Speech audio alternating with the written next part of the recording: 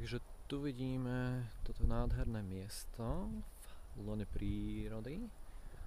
Tu sú kvázi trošku stany, ale vlastne tie stanové mestečko, alebo také miesto na stany je vlastne za týmito stromami, tam ďalej, čiže toto miesto, čo tu teraz vidíme, na ktorom teraz stojím, tak to je bolo všetko miesto vlastne pre ľudí. Kapacita vlastne celého tohto kvázi, ako to povedať, pola miesta je cca bez stánkov, ktoré by takto boli naokolo, aby to všetko bolo vyprázdnené, je cca 2-3 tisíc ľudí, čiže je tu určite dosť miesta pre každého. Tuto, čo vidím teraz pred sebou, tak tu by mohol byť postavený vlastne hlavný stage. A takto dozadu je trošku cestička. A tu by mohol byť v kľude postavený backstage, tam vzadu ako vidno. Jeden veľký stan by sa tam postavil vlastne na celé to miesto a tam by vlastne bol backstage, tuto pekné stage, čiže všetko pekne pri sebe. Toto miesto, táto plocha by sa upravila a vyrovnala. Čiže ako vidíš, je to všetko pekne veľké. Prejdeme trošku dopredu. Inak nachádza sa to na konci obce Vlkanová. Je to vlastne taký vodácky kemp. Čiže tuto ako sú tieto stromy, tak tu je hneď rieka Hron.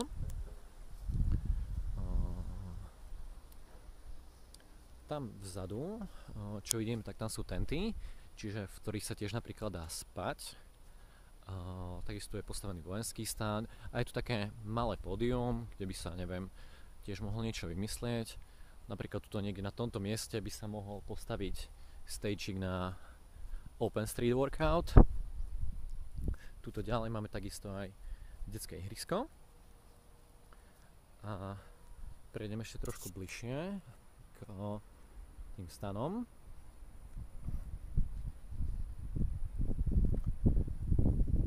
Tu máme teda tie stany a tieto sudy, tieto obrovské sudy, čo tu vidíme, tak to je vlastne ubytovanie.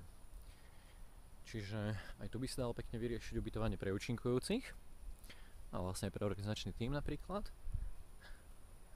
Je tu toho dosť veľa, viac menej typujem, že sú asi dvojmiestne, je ich tu 11, čiže má to dosť veľkú kapacitu.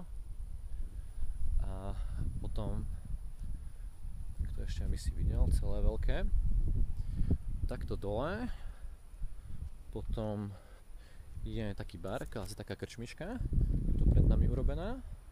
A takto dole už vidíme Hron. A tu by vlastne mohlo byť všade rozložené gastro, lebo je to kvázi dosť veľké, ešte tam vidíš aj tam úplne dozadu.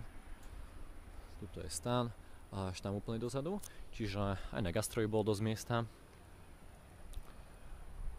Takže to je viac menej všetko. A takto rovno po tej ceste, vlastne tam na konci tej cesty, tam doprava, tam by vlastne bolo hneď stanové mestečko.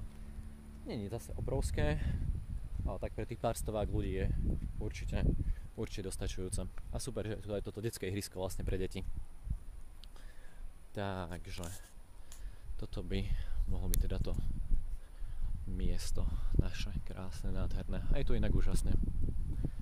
A nie sú tu žiadne budovy, žiadna komercia. Myslím si, že na podobnú akciu by to bolo fakt ideálne miesto. Dobre, ďakujem pekne. Lúčim zatiaľ. Čaute.